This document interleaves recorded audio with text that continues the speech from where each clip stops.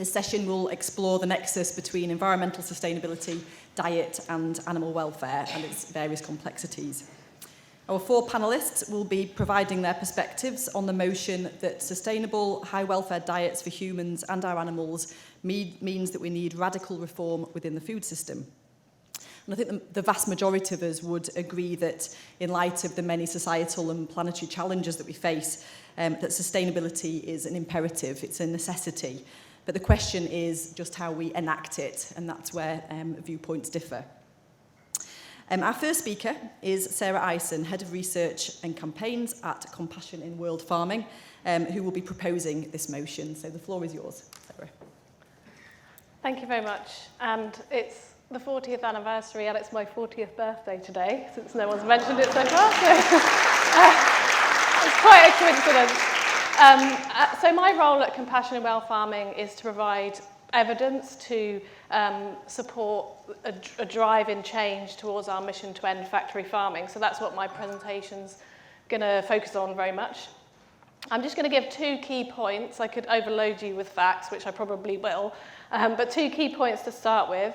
One is that food systems as a whole, so right from the production to the consumption, account for around 31% of human-induced greenhouse gas emissions, and animal-sourced foods are twice as much as plant-based foods.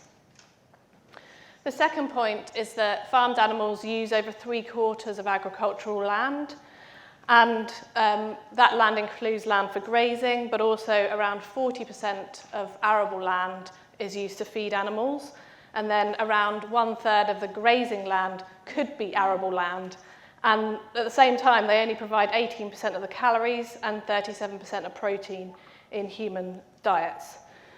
So because of this sort of inefficient use of calories and protein, and the fact that a lot of the calories and protein are lost in the production of animals, this is putting great pressure with increasing appetites for animal-sourced foods on our finite natural resources. So we're enhancing soil degradation, deforestation, biodiversity loss, and increasing the water footprint of food. But I'm going to start with talking about greenhouse gas emissions, and these are the direct emissions from different sectors. And reducing greenhouse gas emissions is a sort of global priority. It's causing climate change and leading to more extreme and frequent weather events. Globally, emissions are increasing, but it's unsurprising that in the UK, the focus of reductions in greenhouse gas emissions has been on the high emitting sectors. So we've got energy systems, industry, and now transport has just tipped over to the top emitter. So we're seeing action towards zero emissions transport. But why worry about agriculture, which on this graph is AFOLU, which is agriculture, forestry, and other land uses? Well, cutting methane emissions is a fast way to limit global temperature rises to 1.5 degrees, which is the sort of tipping point of climate change. And this is because methane has a very powerful warming effect, but it's also got quite a short atmospheric lifetime. So in the time we've got, which is the next decade, which is really crucial, we could take big action in cutting methane, can make a real difference. And enteric fermentation, so the process of digestion in ruminant animals, has the greatest share of direct emissions from the agriculture sector. And the UK signed up to the global methane pledge at COP26 to reduce anthropogenic methane to at least 30% from 2020 levels by 2030. And in 2020, although this data goes to 2019, in 2020, agriculture accounted for about 48% of UK methane emissions. And the UK government's approach so far has been on, to reduce methane emissions, has been on improving productivity and efficiency, and also there's a focus on methane suppressing feed products. So efficiency gains in dairy farming has meant that we now produce 11% more milk from the year 2000, but with 24% fewer cows. And I think we all know about these improvements that have come from high-yielding breeds of cattle, but also changes in housing and diet. So, for example, high-quality mixed feed rations fed indoors. But this has led to some of the worst welfare problems in dairy cattle. Some of them are shown here. The other aspect, methane suppressing feed products, is another way to support this, that's thought to support the livestock system to decarbonise. But they're an emerging technology, and there's even talk about sort of legislating their use to ensure uptake.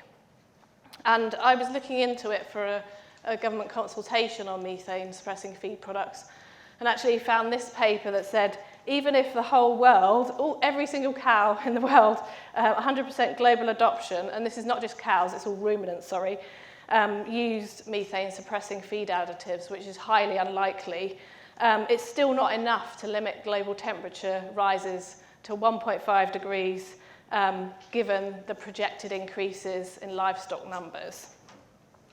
And also,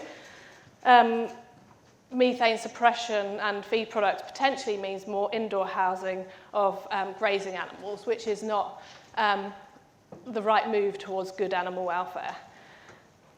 And most importantly, I think, focusing only on methane emissions or emissions doesn't tackle the other impacts of agriculture on deforestation, biodiversity loss, soil degradation, water use. So scientists are saying that without massive changes to food systems, the target to limit global temperature increases to 1.5 degrees are impossible, and even the 2-degree target is extremely challenging. So it's unsurprising that scientists from the Intergovernmental Panel on Climate Change have stated with robust evidence and high agreement that dietary change is a good solution. But they also acknowledge these other co-benefits that I've mentioned previously. So in 2019, the EAT Commission, which consists of 37 scientists from lots of different countries across lots of different disciplines, came up with a comprehensive report which included scientific targets for healthy diets from a sustainable food system. And the diet provides possible ranges of food groups with 4 different food groups with an optimal calorie intake of 2.5 calories a day with a diversity of plant-based foods. And this is what a week's worth of food looks like on the diet for one person. I took these photos, so they're not 100% accurate. But if you look at the third image there, you see the protein sources, including, nuts, seeds and legumes, much more so than eggs, meat and fish. So actually what that comes out to is about 2 large portions or 4 small portions of meat or fish in a week and 2 small eggs. And then dairy is around 250 grams of whole milk or equivalents in cheese, yogurt, cream per day. So this amounts to about 12% of calories from animal source foods and 300 calories per person per day. But the global trends are going in the opposite direction. So animal products as a percentage of total calories available in the diet in 1961 on the red line was about 15%. In 2020 it had increased to 18%. And at the same time, the calories available from animal products in 1961 on the blue line there was around 338 in 1961 up to 533 in 2020. And the difference in the slope of these 2 lines is because in 1961, it was about, total calories was about 2,200, whereas in 2020, it's almost 3,000. So we're not only overeating, we're overeating and wasting more food, as well as increasing consumption of animal source foods. So this graph shows total calories versus calories available as a percentage from animal source foods. And as you can see, high in red and upper middle income countries in orange have much higher total calories and animal source food calories. So given the land use, the greenhouse gas emissions, the other environmental and human health impacts, what are we going to do if everyone goes in that direction?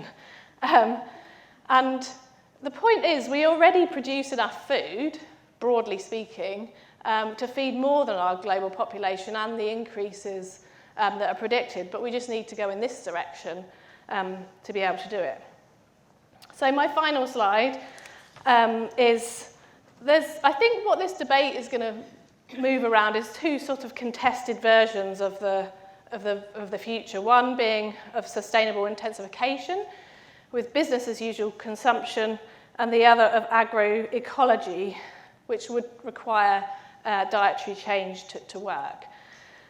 And the first, I don't think works, because if we focus only on one thing or a band-aid sort of solution to one particular problem, we're not addressing all the other problems associated with current model or current trends.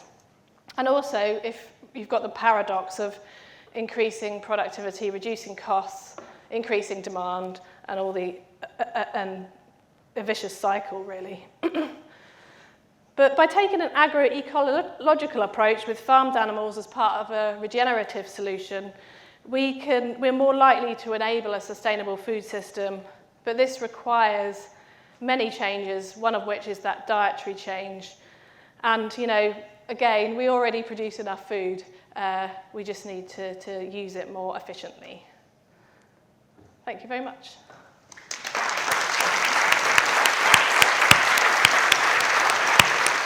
Thank you very much, Sarah, for the fantastic talk. So next up we have Rob Percival, Head of Food Policy from the Soil Association. It's yours, Rob.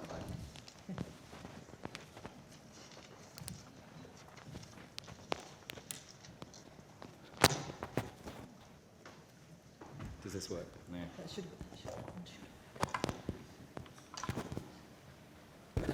Hello. Oh, that works. Hi. Thank you very much for having me. I am Rob Percival, Head of Food Policy, the Soil Association, author of The Meat Paradox. And I want to pick up where Sarah left off, really, and think through very briefly what we mean when we talk about this being a crisis or an emergency. You hear this language used a lot these days, and particularly this phrase, a planetary crisis. And I wanted to unpack that very briefly. This is the first photo of the Earth taken from space 50-odd years ago, and it catalyzed a shift in our scientific understanding, initiating this branch of science called Earth system science, wherein we understand that the Earth functions as one vast and vastly complex system. And scientists working in this field have noticed that we're on course to shift the Earth function in quite significant ways. We've benefited over the past 12,000 years or so from this unprecedented period of stability in the Earth system, this period we called the Holocene, wherein we invented farming, settled society, this thing we called civilization. And that's over. We're forcing changes in the Earth system such that that period of stability is giving way to a period of acute and chronic destabilization. And built within the Earth system, we now understand, within various subsystems, there are these tipping points. Various of them here, you might not be able to see them, but we're talking about the pattern of precipitation and monsoons across India and southern Africa, the way ocean currents circulate, forests and ice caps, all of which are under unprecedented strain. These systems are approaching what scientists understand to be a point wherein they alter their function and move into an altered state. This could be highly dangerous for human civilization. If the monsoons shift, if the ocean circulatory currents shift, that's going to have profound consequences. And you can think of this a bit like that game Jenga, if you've ever played it, where you have the towers of blocks in 3x3, and you poke out the blocks one by one by one, and the tower begins to wobble, and then it all comes crashing down. And what we're hearing from the scientists is that various of these systems are wobbling, and they're going to come crashing down.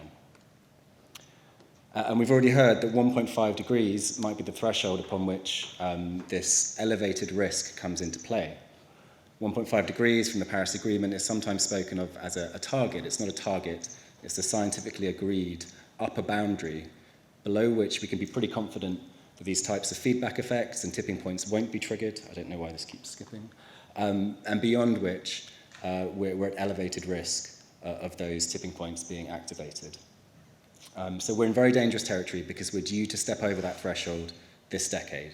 And once we do, we sort of cede control, if you like. Below 1.5 degrees, it's still within our own hands. Our fate is ours to choose. But beyond this point, we are progressively subject to some of these processes which will cause enormous damage. And we know what we have to do. We have to cut our greenhouse gas emissions globally in half this decade, and we have to reorient our relationship with the natural world, thinking particularly about the way that we use our land. We can look at land use as a puzzle, if you like, either at a UK level or a global level. This is from the National Food Strategy, written by Henry Dimbleby.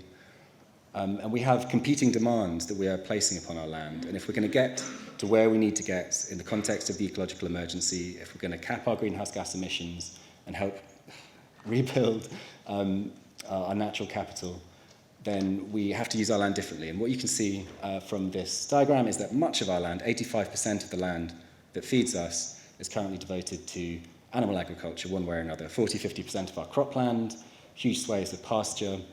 And we need to shift the balance if we're to achieve our nature targets, our climate targets, and build food security into our system. And there's lots of modelling that's been done in the past 2 years that's asked, can we have it all? Can we regenerate our landscapes? Can we get nature back onto our barren uplands? Can we capture and lock carbon in trees and soils while still producing enough healthy food for the Britain? And the answer is yes, we can, but it does require quite significant changes in how we eat and farm. It's worth asking, in the context of this conversation, do we need to farm animals at all? It's a big question. And those pesky vegans might be onto something when they say that actually, maybe we don't. Maybe at the root of all this, the ecological crisis, is the brute commodification of animal life, this really broken relationship that we have with other species. We're not going to get to the bottom of that today, but the point I'd like to make is that the bare minimum we need to do, if we want to argue that animals do have a role in our food system, is to return them to an appropriate ecological niche, a niche that is viable in the context of the ecological emergency. And there have been a whole series of modelling exercises conducted in the past 2 years by the Food Farming Countryside Commission, Sustainable Food Trust, Soil Association, WWF, Green Alliance, all coming at this question from different angles. And they've said, yes, if you return animals to that niche, if you have ruminants on grassland while also regenerating nature around them, if you feed pigs and chickens primarily on byproducts and waste products, not using all our arable land to feed them, then our diets need to change to a significant degree to make that viable. We need to be eating at least 35 to 50% less ruminant meat and dairy, at least 70 to 80% less poultry and pork. So huge change is required if we're to make our land system work both for human health and for climate and for nature. And the good news is that there are policies that we can enact to accelerate this change, and there is public appetite for this. The climate assemblies, the citizens' assemblies associated with the National Food Strategy, the People's Plan for Nature, which was recently convened, all found high public appetite for government action on climate and nature, with less and better meat part of the mix. I'm sorry, it keeps skipping, I don't know why it does that. So it can be done, and we need a cohesive national food strategy to do this. We need to tax and regulate more of the intensive livestock industries into an appropriate niche. We need to tax and regulate the agrochemical inputs and the unsustainable soya that we're importing, and we need to enable everyone to be able to access and afford a healthy and sustainable diet. This can be done, this transition can be done in a just and equitable manner for both producers and citizens. It's a political choice that we're not doing it already. It's perfectly possible, and we need to get on and do it. We're also meant to be talking about companion animals in this session and our pets. They're huge consumers of unsustainable meat, so that needs to change as well. Globally, our companion animals, our pets, have the greenhouse gas footprint equivalent of the 6th largest nation on the planet. But the point I want to make is that in this future, this hypothetical future, where we resolve these crises, where we're farming in a nature-friendly manner, where we're delivering the highest levels of animal welfare, there'll be much less meat to go around. So we need to think about what that means for our companion animals. And I think there's a strong case for stronger licensing and regulation on breeding and pet ownership in such a way that we bring down companion animal populations. There's 100,000 each year are rescued We should be thinking about this in a much more ambitious manner, seeking to align animal populations with what might be produced in this more sustainable future. And I had another slide, but it's gone. So the next slide was a cow that looked like a factory, and it had all these greenhouse gases and pollution coming out of it. And the point I wanted to talk to was around the really negative role that industry is playing in shaping this debate. Primarily the meat industry, the big players in America I'm talking about, but this is filtered through to the farm lobby, including in the UK, who are voraciously opposing the type of structural change that we need if we're going to have a habitable planet.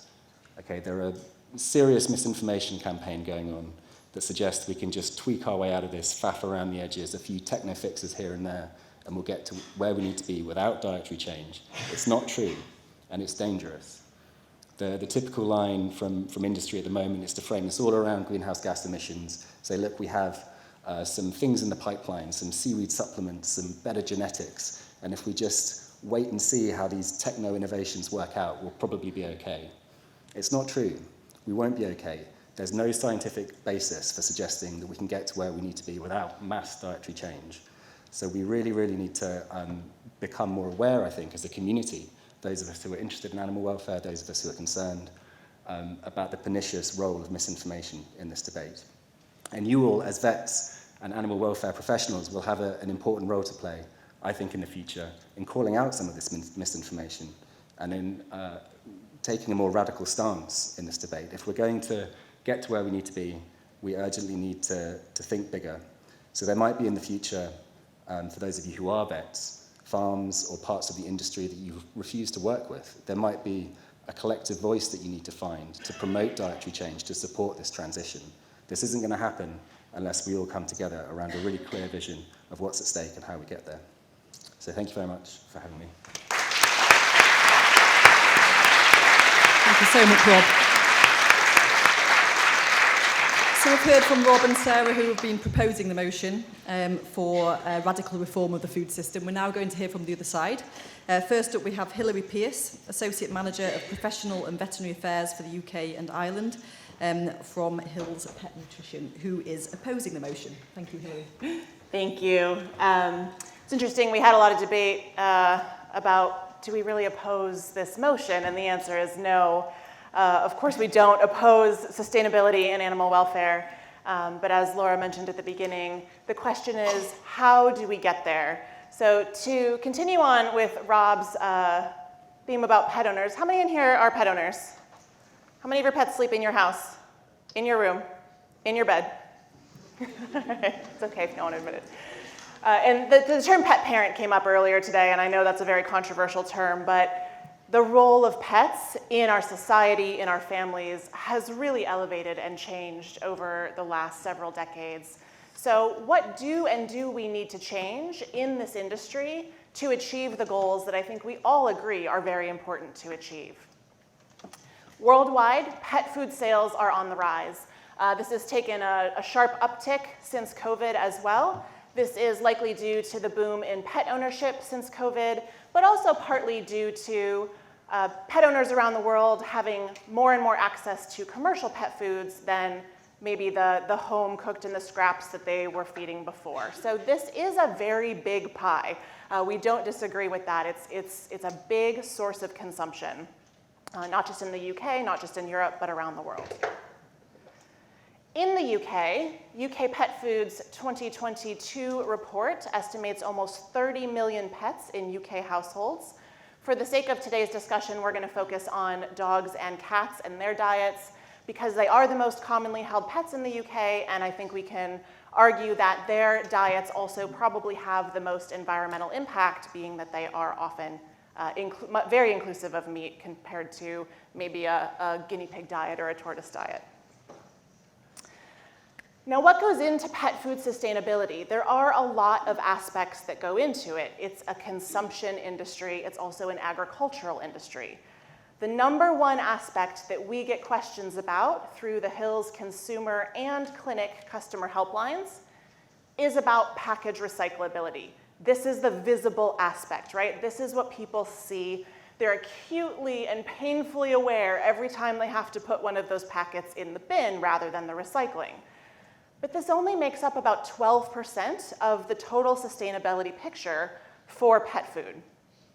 In the American Feed Industry Association's 2023 Pet Food Conference, which was just held this January, our Worldwide Director of Development, Nick Rossi, presented the overall picture for the biggest 3 pet food manufacturers, of which Hills is one, on what goes into this. The smallest is sort of all the stuff that doesn't go into another category. Then production processes at 9%, so water intake, the actual manufacturing in the plants, then of course packaging. Transportation, a huge cost that is kind of invisible to consumers that a lot of people don't think about. And the number one biggest contributor is ingredients. So the actual raw ingredients that go into the pet food are the biggest contributor. And this is, I think, the area where we really want to make the most difference. These are all important. We make strides in all of these every year. Our plants are all true zero waste certified. But again, the consumers don't see that, and it doesn't make up the biggest piece of the pie. So let's talk a bit about ingredients. There are hundreds of ingredients that go into pet foods. The UK Pet Food, I know there's some folks here from UK Pet Food, their sustainability committee recently commissioned a report from 3 Keel Sustainability Advisors on the environmental impacts of those various ingredients. This will be developed as a work in progress handbook for the industry to use to get better and take action. They identified 7 most commonly used ingredients in dog and cat foods for the most part, and you can see those here. They're a mix of meat and plant ingredients. And they very helpfully broke out the fractions of these, particularly the animal-based ingredients, into the different fractionated parts that are used in pet food to see what those environmental impacts are. They measured this in a lot of terms. We've heard a lot about greenhouse gases today, but they also looked at land use, water quality, and deforestation. So all of these things come together. There's also been some evolving thinking. We used to say, well, pet food's an inherently sustainable industry because we use the byproducts of the human chain, and those must be inherently sustainable, right? Otherwise, they would go to waste. There's some questioning of this thinking now. There's a lot of avenues for some of those byproduct or secondary ingredients where they may have other places they could go. So I don't know that we can automatically make that assumption anymore. So what did we find? What did they find? Well, the picture's not simple. Based on this report, we cannot simply make a wide-scale single change that will make pet food much more sustainable. As you can see here, just greenhouse gas emissions. Okay, we see beef in total has the largest amount of emissions. But if we break out those fractions, we can see that meat meal, which is a very commonly used ingredient in pet food, is actually not that much different in emissions than wheat, and only slightly higher than rice. If we look at water usage, now we've got another winner here. Rice is actually the biggest user of water usage, and this is a very common ingredient, especially with the grain-free or wheat and corn-free. Rice is a grain, although some pet consumers don't realize that. So you can see this gets more and more complicated as we break it down. Looking at freshwater eutrophication, fish offal has the highest degree of impact here, much higher than land animals or any of the plant-based ingredients. But when we look at marine eutrophication, wheat's actually the biggest culprit. So you can see there's no one single answer where we could just say, well, stop using beef, stop using meat in pet food diets, and they will suddenly be sustainable. It's just not that simple. Luckily, we don't have to completely change the pet diets in this way. We don't have to get rid of all of our pets en masse to make this sustainable. All we have to do is follow science rather than pet food trends. So there are, for all the vets in the room that treat smallies, I'm sure you're painfully aware, a lot of pet food trends out there. These have become very entrenched. Euromonitor reviewed the top health-related claims made by pet food brands, and high protein was the most common claim. And these are just some examples. Identities will be hidden to protect the innocent. of branding claims right on websites of popular pet food companies. And you can see they're making those high protein claims. Some of the other trends that they made were grain-free, removable cereals, no byproducts, all fresh meat, no meat meal, things like that. And this is born out of partially human trends to avoid processed foods, but also this idea that's really taken hold that our domestic dogs, and there is the kernel of truth here, right, are descended from their wild counterparts. Absolutely they are. But one of these things is not like the other anymore. I think we can all agree that there has been a lot of change externally in the phenotype, the look of our domestic dogs. This is, of course, an extreme example with its own welfare implications. But there's a lot of change on the outside. It's reasonable to assume there's been some change on the inside and in function as well, right? Some of you may be familiar with this paper. In 2013, a paper was published in Nature looking at the genomes of wolves versus domestic dogs, and they found 36 areas of difference, 10 of which were related to fat and starch metabolism. Dogs have evolved to eat the handouts from humans, so a more starch-rich diet. So they are no longer the same. Protein requirements for domestic dogs are extremely well researched. Several bodies, the NRC, AFCO in the US, and FEDIAF in Europe, all have guidelines that are slightly different from each other, but pretty similar. We can see the high protein foods on the previous page that were claiming these diets are almost twice the recommended amount of protein. So to mirror what Sarah was saying in cutting protein down in human diets, this is something that we can do in pet diets as well. Pets also, and this goes for humans, require not just a total amount of protein, but specific amino acid profiles. So the quality is just as, if not more important than the quantity. We can get the best amino acid profile with a mix of animal and plant ingredients. Now, cats have to have some of those animal ingredients. They have some essential amino acids that must come from meat. Dogs don't necessarily. But that blend allows us to bring down the protein from meat in those diets and to really make a significant reduction in the amount of meat utilized, transported, stored, et cetera, and have a sustainability and animal welfare impact for those farmed animals. I think several of my slides seem to be missing as well. Well, we'll see if I can remember what they are. I've got them on my iPad there as well, if anybody wants to pass that down. So moving on from this, the other big impact that we can affect without major change, thank you so much, is pet obesity. So about half of pets worldwide are overweight to obese. This can be complex, but owners are just feeding too much. If they just fed less to ideal body weight, we could really dramatically reduce the amount of ingredients consumed, the amount of transport, the amount of packaging, all the things that go into pet food. The other bit is availability and affordability of the ingredients. So we can do all of these things with reducing obesity, reducing high protein diets, but could we also use higher welfare ingredients in pet foods?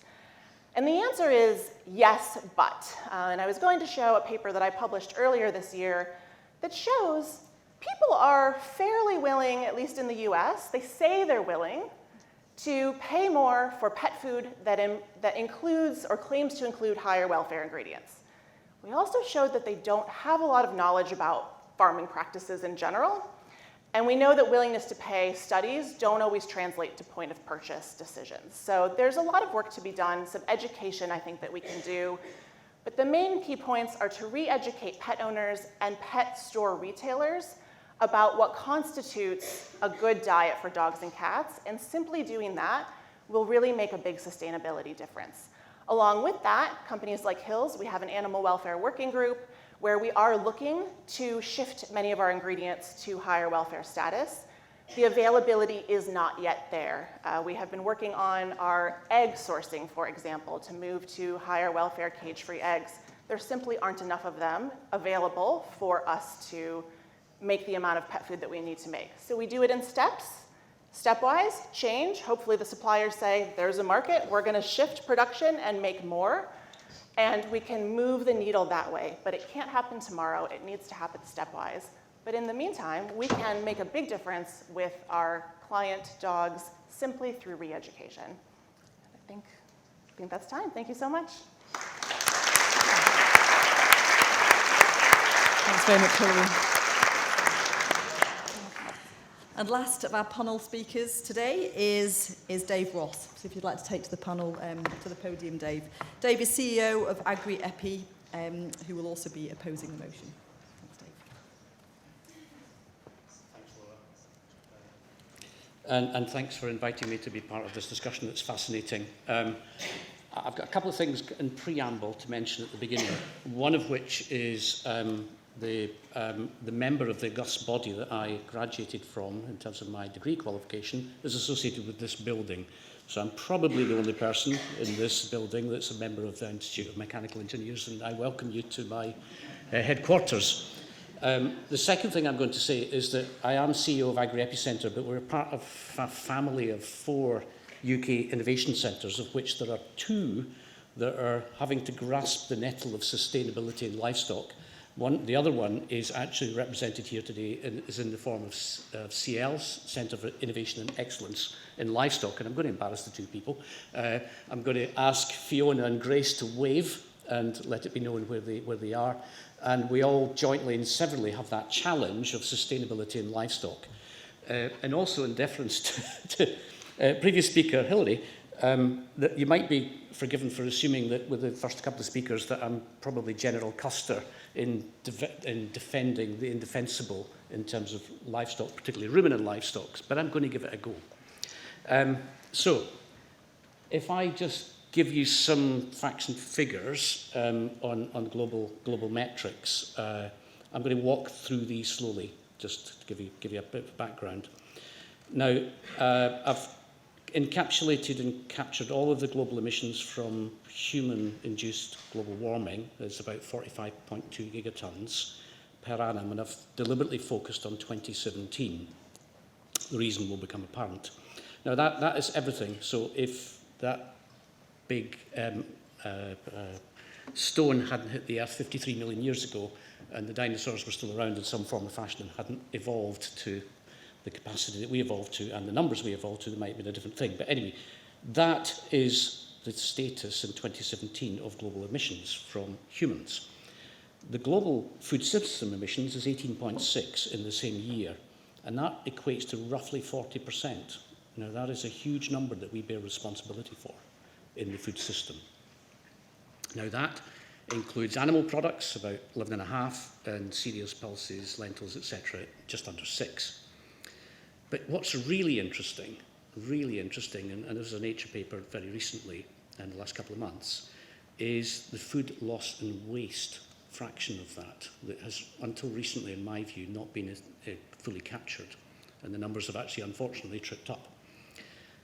9.3 gigatons, about 50% of the total emissions from the food system that supplies the human population is food loss and waste. That is our emissions, that's environmental footprint. Meat and animal products dominate the supply food loss and waste. By supply, I mean post-farm gate. But cereals and pulses, lentils, etc., dominate the waste management food loss and waste, which is up to 75% of that fraction as well. So we have a big component here that really, the focus has been really on production, and rightly so, but there has, in my view, not been sufficient attention paid to food loss and food waste in a planetary context. And I do concede that calories do not equal nutrients, and there is an uneven distribution of these across the planet. And in Western societies, we consume more than we potentially need. The other thing I was going to say was the 2 gases which are really at the main topic of discussion in agri-food are methane and nitrous oxide. These are the 2 dominant gases in agriculture which produce the greenhouse gas emissions. Nitrous oxide is mainly associated with other components of the system, such as animal wastes and fertilizers, etc. But I just wanted to point out that synthetic fertilizer from the Green Revolution in the 60s feeds just under half of our population each year and is required to do so. So that's the backdrop. I will walk through all of these bullets as well, I do apologise.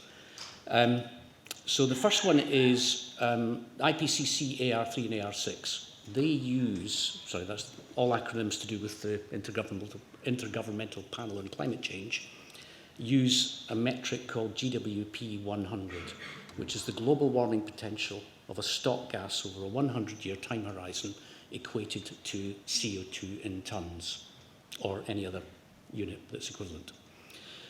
In that metric, methane is 18% of that total greenhouse gas emissions. Now, one thing I haven't got here is the multiplier effect. So over that time horizon, methane is roughly, depending on arguably 25 to 27-ish multiplier over CO2 as a comparator over that time horizon. Over a 20-year time horizon, actually, it goes into the 80s and 90s. And that's due to the fact that methane is actually a short-lived gas. It actually exists as part of the biogenic pathway, and it breaks down in the atmosphere, and its multiplier effect disappears over a short period of time. So, as a consequence of that, the scientific community felt that methane perhaps was not being looked at in the way that it should be looked at in terms of temperature effect, so warming effect. So we're all looking at warming effect, and I don't disagree about 1.5, absolutely 1.5 being the target. But in terms of stock equivalent in tonnes of CO2 over a 100-year time horizon versus what the warming effect might be at a particular date, perhaps we as a society should be more interested in what the warming effect of methane might be at a particular date.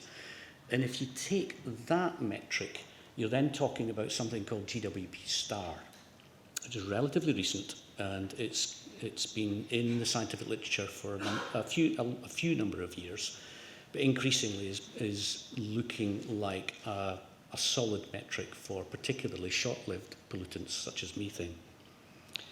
Now, we mentioned already the global methane pledge, reduced 30% by 2030.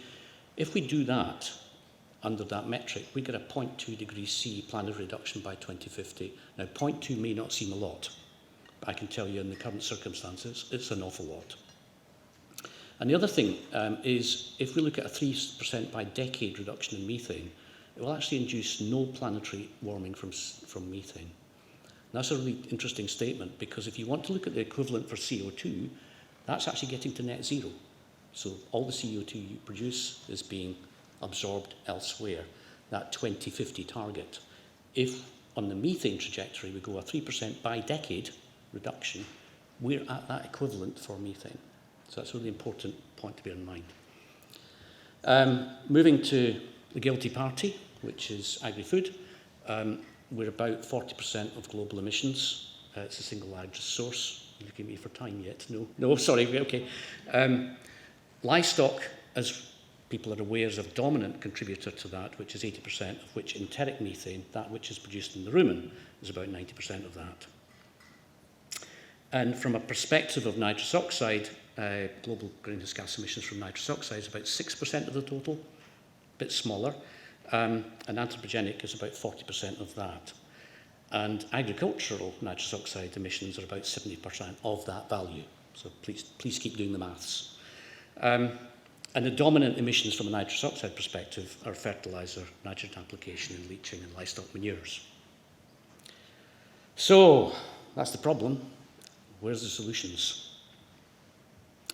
As been mentioned before, possibly unfairly, fooling around the edges, nutritional strategies for livestock, looking at ways in which we can reduce incrementally the methane emissions from livestock by addition of oils, etc. in the diet. Nutritional supplements, of which there are good promising candidates. 3-NOP has just been, I think, approved in March, was approved last year in EU, and is demonstrably reducing methane, enteric methane by about 25%. System CH4 capture, so system methane capture, there's a project that I'm aware of, involved in, which is looking at capturing in a natural environment. Targeted fertiliser applications, that's again moving the focus to nitrous oxide. Can you minimise the leaching, the runoff, the excess nitrogen that goes into the atmosphere in the form of nitrous oxide? Regenerative and management approaches. Regenerative is the latest sexy word. My father, who was a farmer, used that 60 years ago. It was called mixed farming. But regenerative practices are coming back, and the addition of livestock into the arable rotation is starting to happen in the UK. And there's a circular nutrient flow that's helping the whole emissions footprint for the farms. Resource use efficiency, productivity, that's again one where you almost get a double or a triple win. I'll mention triple win later. So this is a case study. This was an animal just published last month, which takes a seaweed nutritional supplement. Now, this is modelled under that GWB star metric I mentioned earlier on. If, and this is hypothetical, you take the Australian beef herd and you applied the supplement to all animals in that herd, God knows how you would do that, but let's assume you can do that theoretically, the whole system becomes carbon negative in 12 years. It actually starts sequestrating carbon effectively in 12 years. That's really interesting from my perspective, because it's the first time I've had a clear demonstration of that effect of a very short-lived pollutant, an intervention process that's quite significant, and the global warming effect that might incur 10 to 12 years later. So that's an interesting newish development in terms of understanding methane. It's not all good news. GWP star, if you take as read the projections of the animal protein increasing because of increasing population to 2050, you're going to have increasing numbers of animals. The increasing number of animals means, actually from a GWP star perspective, makes the situation worse than the traditional GWP 100. So it's actually a double-edged sword. You've got to take today's and improve on today's. 2 minutes. Okay, 1 minute. Okay, quickly tripping through other things. I'm going to speed through this now because I know I've overcooked. You can breed for lower methane emissions. There are systems and processes in place now where you can capture methane and transform into other useful products for an individual farm. And as I mentioned earlier, there are lots of dietary additives. There's also precision management processes which exist. And from my view, an animal health presents a productivity and welfare win as well as a carbon footprint win. If you can improve health, you're automatically, I hope, improving welfare. But by improving health, you're improving productivity, therefore improving the efficiency, the resource use efficiency. So a few examples there, WellCav, SmartView and TailTech, which are moving through our innovation pipeline or throughout the far end and used in commercial practice, using technology to improve health and welfare outcomes, which improve productivity. And I've lost my last slide as well. That's a common feature, isn't it? Thank you very much.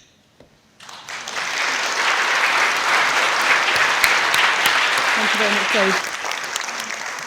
And thank you to all four of our panellists. So that concludes the discussions from their end. And I'd like to just now encourage you to use Slido to present any questions to the panel. And you can obviously also raise your hand and one of the roving mics will come and see you. But just to give you a minute or two to use Slido to present your questions. We've got a few coming in already, which we can talk about in the meantime. So we'll start with the citizen versus consumer effect. So how do we overcome this effect? i.e., how do we get consumers to potentially pay more for sustainable, higher welfare foods? Shall we go, Rob? Would you like to take that one? Sure. It's a good question, a very big question. I think the price of food is sometimes misframed around the fact that we're in a cost of living crisis and that people are going hungry. So the question people often ask is, how do we get cheap food? How do we make sure that food is cheap enough so that people can access it? And we need to look, I think, on a more societal level at making sure that affordability is available to everyone by raising standards of living, making sure there's an effective welfare net for everybody, and that the true cost of food is reflected at the till. So in essence, we need to reform the entire food system, the way that we organise society, and make sure that everyone can access a healthy and sustainable diet. And I know that sounds ridiculously ambitious, but there's no simple answer to how you get good food at an affordable price. You have to tackle the big picture. And Henry Dimbleby's National Food Strategy which was published quite recently, actually laid out a whole series of steps and actions through which we could approach this agenda and begin to do it. So it's complicated, but I do think it's doable. Thanks, Rob. Anybody else got any comments on that question? Yeah, I think Hillary? it's interesting because I think this has been a problem since before the cost of living crisis. And you're absolutely right. What they say they will do doesn't always reflect in true behavior. I think when we look at pet food, which is a bit different than human food because it's more of a luxury item, right? Having a pet is not a survival necessity, although some of us might feel otherwise. We talked about this a lot when we found our data, and I wonder if more on-pack or display education may help too, because we did find that people were relatively uninformed about what is higher welfare, what is the standard of the food what is the standard of the cheap food, what are the differences between these price points in actual production method. People just didn't have a lot of information about that. So adding more education, more knowledge around what goes into food, I think will help those who can be more willing to actually pay those prices as well. Thank you. Thanks, Hillary. Any questions from the floor? Can we have a mic?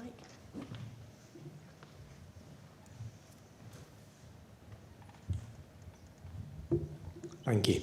There are plenty of questions I could ask about small animal foods, such as the environmental impact of raw diets, benefits or not of insect-based diets. But actually, what I wanted to ask Hillary was, as the pet food person on the panel, people are always asking me that horrible question, how much should I feed my pet? And it's a difficult question because pets are all different, just as people are. But why is it that, in my experience, almost every packet of pet food, dog food, advises to feed about twice as much as I would feed my dog, when one of your solutions is to reduce the amount of food that we're feeding? Yeah, it's a good question. I think it's going to vary by manufacturer how they come up to that number. I know in the past, for the companies that did have research colonies that they determined this number for, those animals tended to be unsterilized and often quite active. They would be running around in social groups all day long, so more active than my house pet, at least. My house pet's also spayed, which reduces energy consumption. So the formula was built for a different animal than now most people. Some of us have changed that. At Hills now we've brought that down. We've also changed from a range on the pack to just the lower number that used to be the lower side of that range, only offering that. But my favorite tip, and this only works if you see the animal from puppy or kittenhood, is when they just reach adulthood and they are at their perfect ideal weight, I very clearly point out to the owner, this is what your pet should look like forever. This is ideal, this is normal. Because we see so many overweight dogs and cats. The show dogs are almost all overweight. Everything they see that's common or normal is not ideal. And so that frame of what should be has been skewed. So I think using the feeding package as a starting point, again, different companies use different formulas for that. Most don't have a colony that they base that on. It's based on math calculations. But I think every pet is an individual, so just going with what they look good at 1 year of age is kind of the best indicator. Thanks, Hillary. Okay, we'll go back to Slido for one question that's got 21 votes. The UK climate is very good at growing grass. Should we not be optimising high welfare grazing systems rather than advocating imported avocados? Is that one for you, Sarah? Let's tackle that one. I can't say a lot about avocados, but I do agree that we should be encouraging high welfare grazing systems in the UK for sure.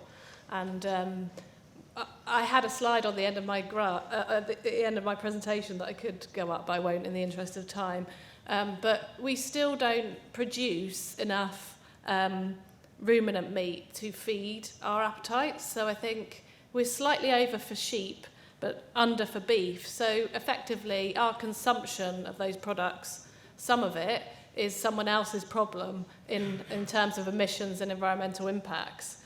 So, yeah, instead of looking too much at the production, but both ends need to be tackled, obviously, but we need to really focus on our consumption and not just the production of livestock as well. Dave, did you want to chip in? Yeah, I think that question leads naturally on to the local versus global argument. You've got, if some of you maybe caught the news the other day where there was an internal leaked memo from the Irish government thinking about culling dairy cows in Ireland. 65,000 was socialised yesterday and the day before, and lots of farmers groups were up in arms, etc. Now, if you take that at face value in terms of Ireland domestically wishing to reduce its greenhouse gas emissions by a draconian measure or a semi-draconian measure, you look at from a global perspective. Well, one of the arguments that runs along the lines of you've got a plentiful resource in grass, including in the UK. You can convert that. It's not a human digestible food product. It converts into high-grade protein. There are certain elements of scientific knowledge in terms of that ecosystem that are not fully understood in terms of sequestration and sequestration ability, and the preservation of biodiversity, etc., with that grazing management. Now, aside from all of that, the Irish production animal will produce a number of thousands of litres per milk per annum, let's say 8, I'm guessing. If you go across to India, there's 42 million animals there that are of a dairy or mixed capacity, and their typical output might be in the region of maybe 1,000. So from a global perspective, where is the problem and where should we produce and not produce is probably one of the things that we need to start socialising. If it's a planetary problem, should we be thinking about planetary solutions in the distribution and the production of food in the most efficient areas to convert to human nutrition calories? Just a thought. Sure, Rob, go for it. I just add to this that the reason we have lots of grass in the UK is because we demolished the ecosystems that were there before. Much of it is artificially fertilized, this barren wildlife desert, this bright green, luminous monocrop. It's the biggest monocrop in Britain, grass.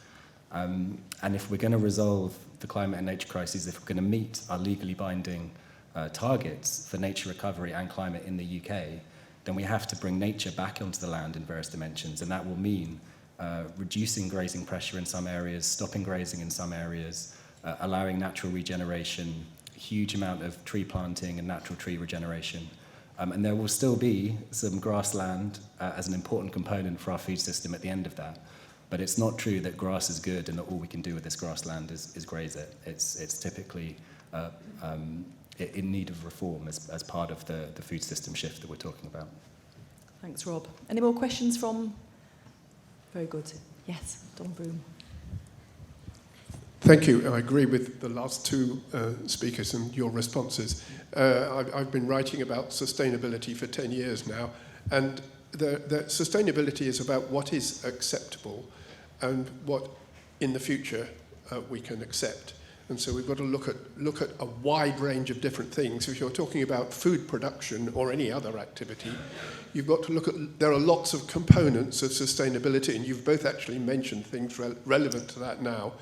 But I feel that what has been happening in the last 20 years is that there has been an enormous focus on carbon cost. And that was important, but it's only one of the components of sustainability. So sustainability includes biodiversity, includes the welfare of animals, includes the welfare of people who are working in the rural areas. It includes water, it includes land use. There's a whole wide range of things. And so my view is that all of these ought to be taken into account. And so I've written proposing scoring systems to take account of all of them. My question to you is, what do you think about my comment that we have had too much focus on carbon cost and not enough on some of the other aspects? Go for it, Sarah. I'll make a start because there was a paper that I wanted to mention that was out last week about planetary boundaries that built on the planetary boundaries paper a decade ago, I think. But it looked at planetary boundaries again, including climate, biodiversity, and nutrient use as well, so nitrogen and phosphorus. And it had two different levels as well. It had a safe level, which, for example, for climate is the 1.5 degrees, because we know that's a real tipping point for everything to fall apart. But actually the just level, which was a bit lower, it was 1 degree. And that's because we're already seeing impacts of global warming over 1 degree, which we have already gone over. So I think that more holistically captures the kind of, the different topics you were talking about, but they also have this safe and just limit, which accounts for the impacts on people's lives. And I think what was most interesting was the one on nitrogen and also the biosphere one, which looks right down to the local or regional level. So, for example, for every kilometre squared, 20 to 25% of it should be natural or semi-natural. So if you think about huge monocrops in countries that have massive production, that are heavily fertilised and absolutely no biodiversity, every kilometre of that should have, in order to keep within these sort of limits, that the systems isn't working. And I think that kind of, framework, if you like, covers what you were saying, but I completely agree. But it's really hard to mention everything in one 10-minute presentation. So yeah, thank you for the question. Go for it, Rob, yeah. Yeah, I think it's a really astute point, and I'd agree that climate can sometimes, or a narrow carbon lens can become dominant in ways that are really dangerous. I think this is evident particularly in the way that intensive poultry farming is presented sometimes as a climate solution, or is given a sort of free pass in the climate discussion, despite the fact that there are all these impacts down the supply chain on biodiversity and associated with the production of feed. And of all the dimensions you mentioned there as part of the sustainability picture, welfare and ethics relating to animals are the bits that are left out. That's why we have institutionalized animal abuse in this country in the form of these fast-growing breeds in poultry farms, and all the harms that come with farrowing crates and all the other issues that are associated with these intensive systems. So we really need to rebalance that picture, get climate, nature and welfare on an equal footing, and that's part of what the agroecology movement is trying to do. So I'd absolutely support your multifaceted approach to this. Thanks, Rob. Okay, we're going to take one from Slido now. How can we better drive change, given that this event for educated animal welfare professionals fully aware of the issues still provides dairy milk as a default? So a slightly provocative one. Who's willing to take that? Dave? What was the last part? That did provide? Still provides dairy milk as the default. Provides dairy milk as the default. Okay. I guess there is an education, but we're all learning. We're all learning about the impacts of these greenhouse gases on our system. Now, I will concede, there is very much a carbon emphasis on everything at the minute, and necessarily so, to be honest. There's social aspects to sustainability that we've not really touched on. But from a dairy milk perspective, and the presumption is that we should cut down on dairy, bear in mind the science is moving along at pace as well. And I will absolutely not advocating increasing consumption in these products. Even from a global perspective, my personal view, we need to start from the position where we are. And if there's a decrease, it's either in consumption or it's in either efficiency or changes to the system that reduce the carbon footprint, that allow this component of global emissions to be on the downward curve. I think we've got to educate, but I think educating people to reduce, to not have any dairy products at this point is not in itself sustainable, because you've got a population that will learn over a period of time, but will challenge and question those that perceive to be educators if the science overtakes them. Anybody else would like to take that one, Sarah? Sorry to speak again. I think the session this morning on human behaviour change gave us some quite interesting perspectives on that. And I think I've got a list here in a report that we produced recently, and I think education is the last one on the list, because we all know that you can have all the will in the world, and actually doing it is really hard. So I think more importantly, I've forgotten what it was called now, the environmental structures or whatever it was in place to enable people to change need to be in place before looking at the person there, before people actually change their behaviour, because that's the hardest thing to do. So there's lots of other things to do with, you know, enacting sustainable food-based dietary guidelines. So providing food at these events that is healthy and sustainable, taxes and subsidies, supplying food to hospitals, all those things, mandatory food labelling. So there's lots of other things to be done before to get people to make that change individually. Thank you. Thanks, Sarah. Any more questions from the floor? Got time for a couple more. Jonathan? Thank you. Yeah, I think this is such a huge, massive impact topic, and thanks everyone for the contributions, because the debate is the first point, isn't it? Is to make sure we all kind of exchange views, that we do this in this great forum. And so, I think the education points come through a lot today. So is behaviour change, and I think I just wanted to follow up the point about basing education, therefore, on evidence. And therefore, I want to ask the panel a little bit about how do we ensure that we actually have got credible, trusted, peer-reviewed evidence that we base our opinions on, because clearly there's been good discussions about the fact that bias occurs on all sides of every debate, and this one in particular. And for example, I'd be keen on your thoughts around the Eat Lancet report. Obviously was portrayed as a really high-impact piece of work, but it was privately commissioned, and the World Health Organization distanced itself from it in 2019. So I just think it's important that as we look at access to lots of data and information, how do we make sure that we base it on peer-reviewed work on both sides of the debate? Anyone? Rob? I can come in on that. Yeah, there are, as I think Sarah alluded to, there are different sort of visions of our future, different paradigms that each have a sort of evidence base stacked up behind them. But we're not lacking in peer-reviewed evidence. And when you look across those paradigms, they share certain common features. They all point towards the need for mass dietary change in the north. They all point towards the need for food system change.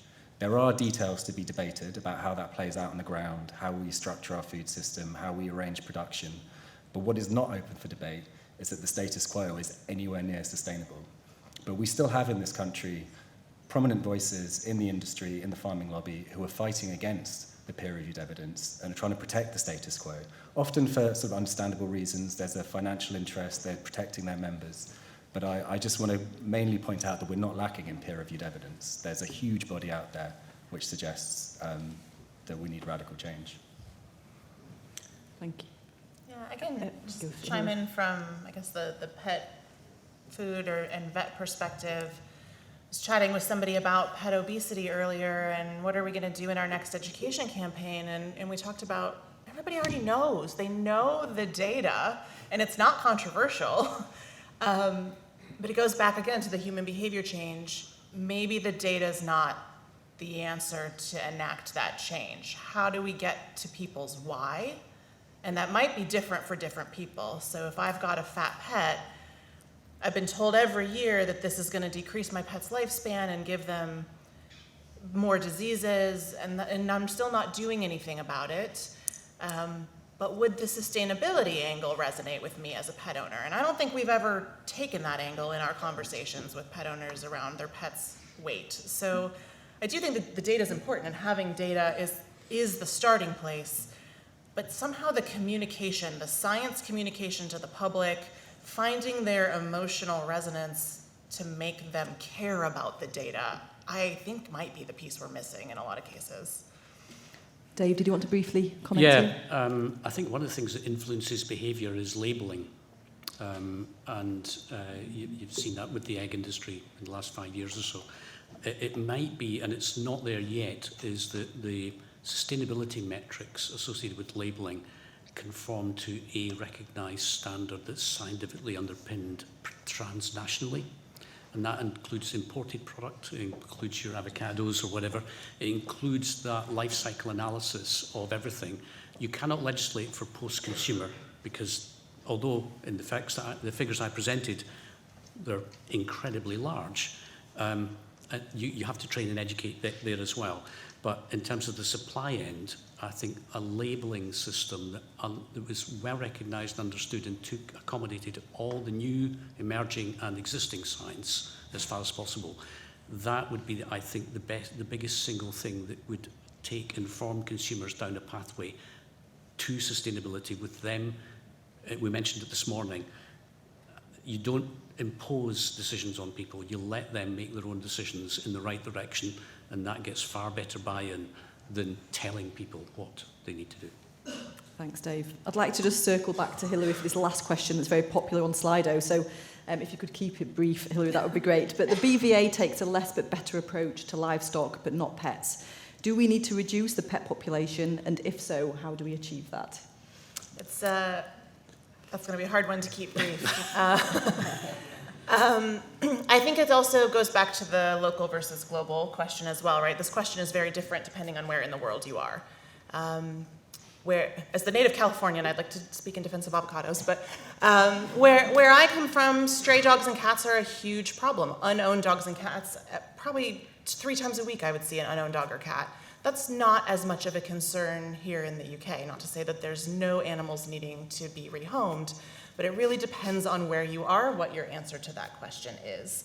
I completely agree with responsible breeding, responsible pet ownership, knowing what you're getting into when you get a pet so that we don't then have a post-COVID relinquishment of pets when they realize that they can't handle the behavior problems that they've created.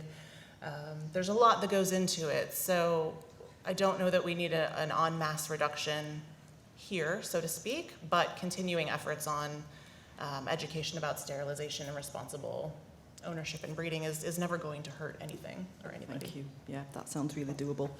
Okay, so that concludes the Q&A session. I'm just going to invite each panellist to give a 1-minute sum up, if we could. So starting with you, Sarah, if that's okay.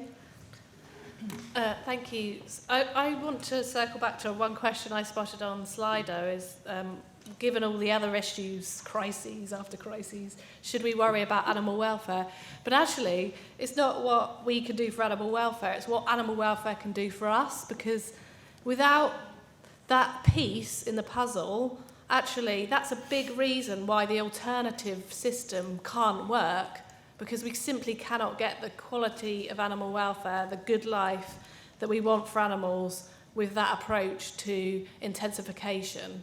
So that's my one point. The second point, going back to Jonathan's question, is if you look at the FAO, the Food and Agricultural Organization of the UN, they've got a new data set on cost and affordability of diet. And if you look at the number of calories per day, it's 300. It's the same as the Eat Lancet. So effectively, they are suggesting that that's the kind of level of animal products we could be consuming for a healthy diet.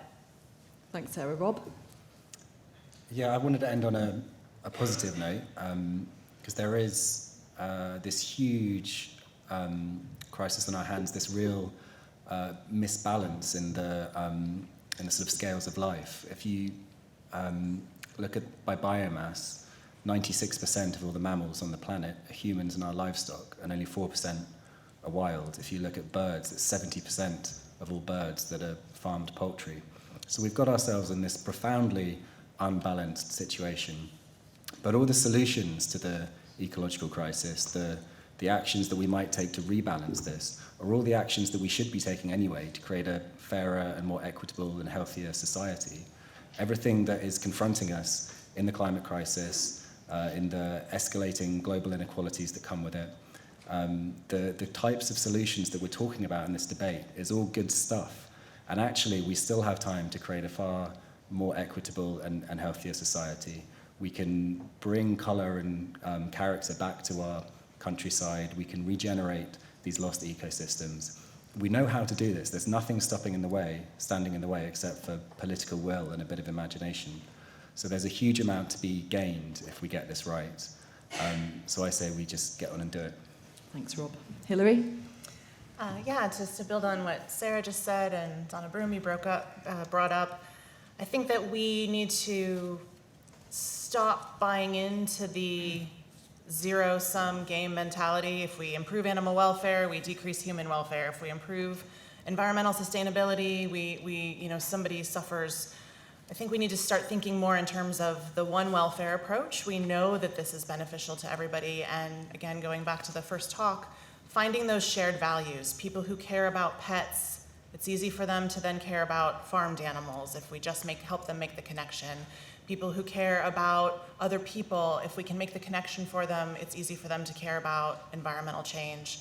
Our sustainability department at Hills includes not just the environment, but also our humane and shelter efforts, our domestic violence actions and programs. We really see this as a holistic picture of welfare for everybody. And if we can make those connections for people, I think it will help that stepwise change.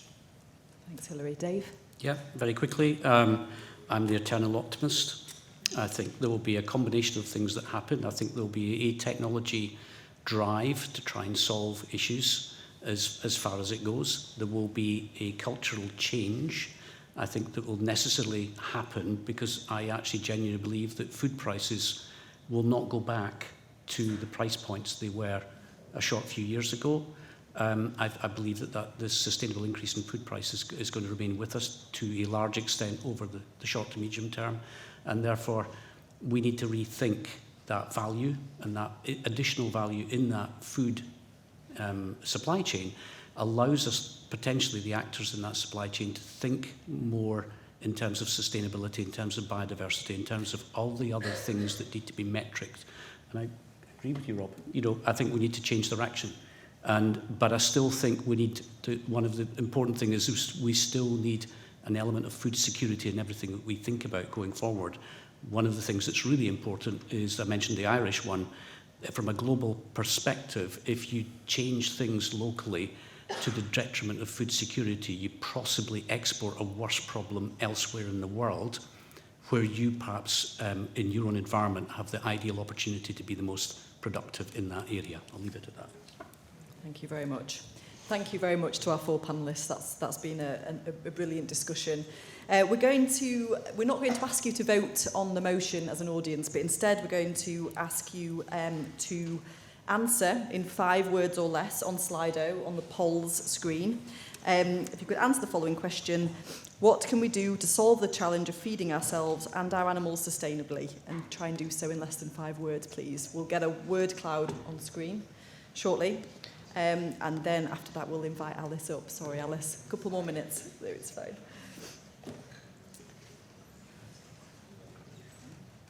So the question is, in 5 words, what can we do to solve the challenge of feeding ourselves and our animals sustainably? Got 18 votes so far. Takes a bit of wordsmithery, I know.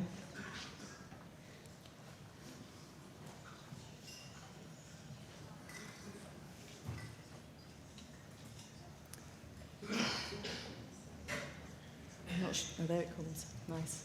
Okay. Okay, we've got 67 votes coming in. If anybody remaining would like to complete that, looking very interesting here. Very dominant sentiment in the middle. Eat less meat. Simple. Very good. Any more? We've got 103 votes now, so it's good. Still increasing though. We've still got eat less meat, we've got go vegan, we've got less meat, no waste. Reduce waste. Waste is a core theme here, as is reducing meat consumption, less animal products generally, stop overeating.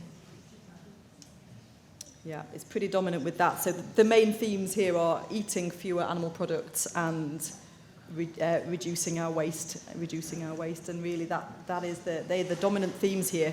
We've got a few others on the fringes: rewilding, more science, more vegetables, a planetary approach, manage inflation better, produce food more efficiently. But yeah, that's fascinating. Thank you, everybody. And eat less meat remains central to this, so the sentiment is very clear. But if we could just give a round of applause to our 4 panellists then, and we'll conclude the session.